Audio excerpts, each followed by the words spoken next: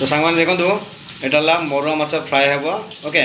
तो ये माने कॉर्नफ्लावर हल्का बेसन आउ पियाज अदा रसुण कंचलंका सब बटा हो पड़ी लंका गुंड आमर मसला हाँ गरम मसला सब पड़ी ये देखो ये सब गोला होता ठीक अच्छे। यहाँ फ्राए है आउ गोटे अच्छी मैंने माछ मुंड आम से फ्राए करवा ठीक अच्छे।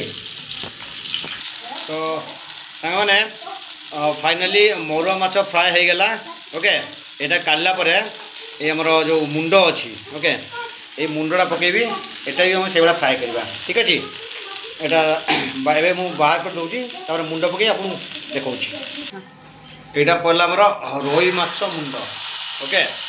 तो यहाँ भी आम टे हल्का फ्राए करदे अलरेडी आमर मरुआ माछ रेडी गला ओके। यहाँ आमर रोही माछ मुंड गोटे था। तो जेहेतु माछटी आनी एपटे माछर मुंडा था मैं माछ मुंडे फ्राए करदे ओके।